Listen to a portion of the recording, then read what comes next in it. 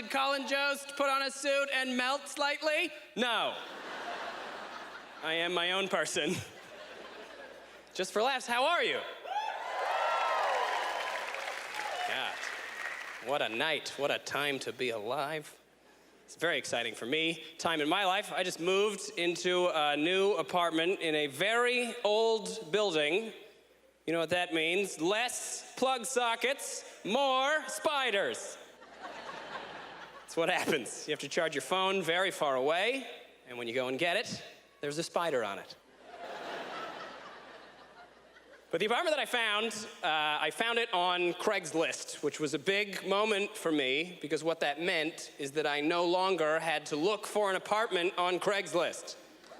Yeah, some people know it is a terrible experience, mostly because every apartment ad on Craigslist is exactly the same. It has the price at the top, which is too high, and then the body of the ad is just a bullet point list of things the apartment has that you are supposed to be excited about, but there's never anything on that list you would not expect an apartment to have.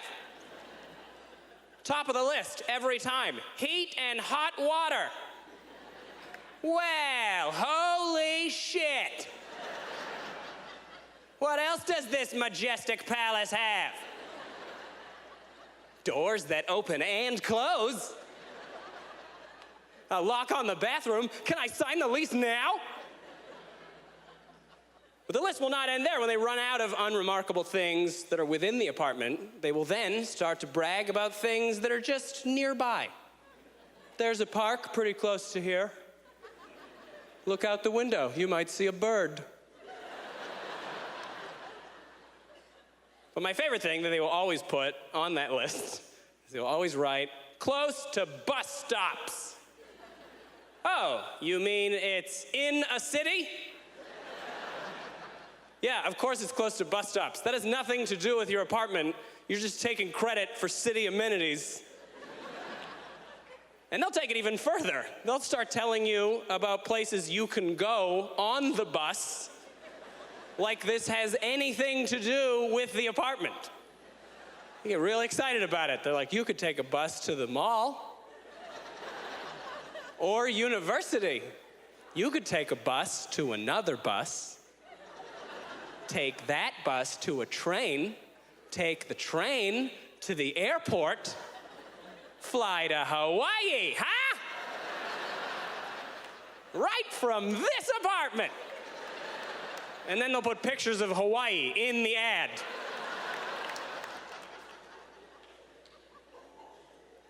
For those of you that do not know me, you can probably tell, based on my face and haircut, that when I was a child, I was very interested in dinosaurs. That was me. Remember that kid who's like, I know all the dinosaur names? Yep, me. A real dino boy. I would brag about it constantly. I know so many. Yeah, nobody cares right now, Ivan. This is Jim.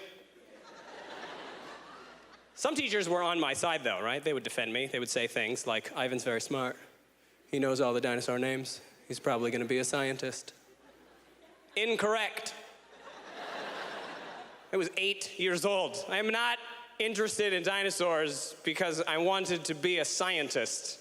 I was interested in dinosaurs because I wanted to be a dinosaur. That was my dream at 8 years old.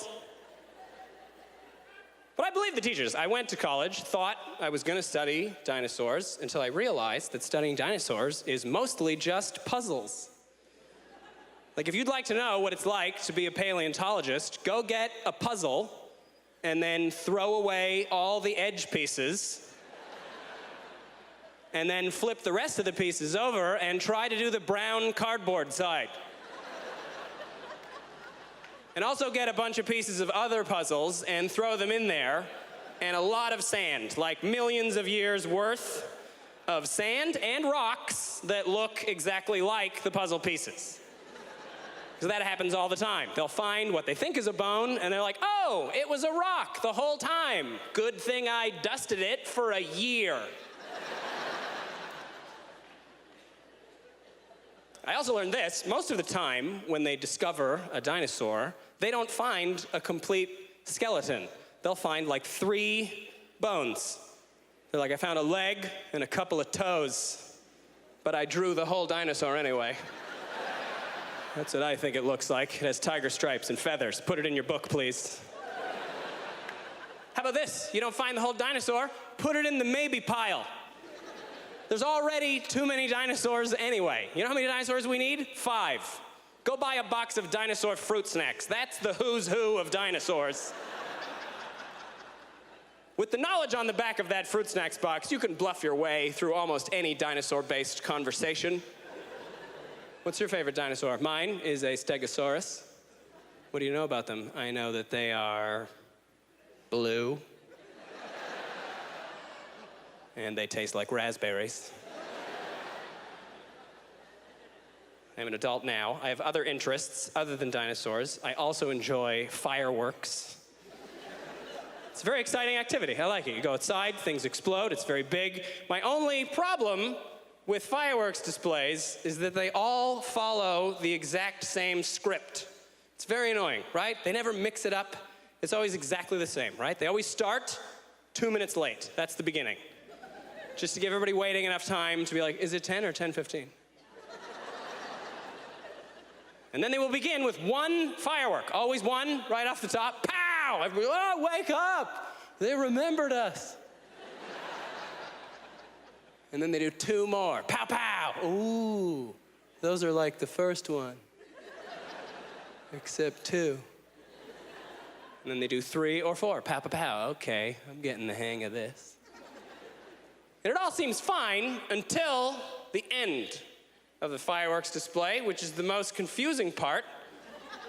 Because for some reason, every fireworks display has to end like they ran out of time and had too many fireworks. Like, why is that the go-to maneuver? Every time they get to 8 minutes in, they're like, forget it. There's smoke. You can't even see the fireworks anymore. You're like, why are you doing this? Is this just to scare dogs? No, we were supposed to start at 10. It's just weird, right? It throws everything off. Because up to that point, it's very well-timed, choreographed. It's fine. It would be like you went to see a Broadway show, and then for the final number, they just had every actor that was backstage and the stagehands and grips all stand on stage and just yell over top of each other. Ah! Good night. Montreal, you've been fantastic. Thank you so much for having me back. Have a good night.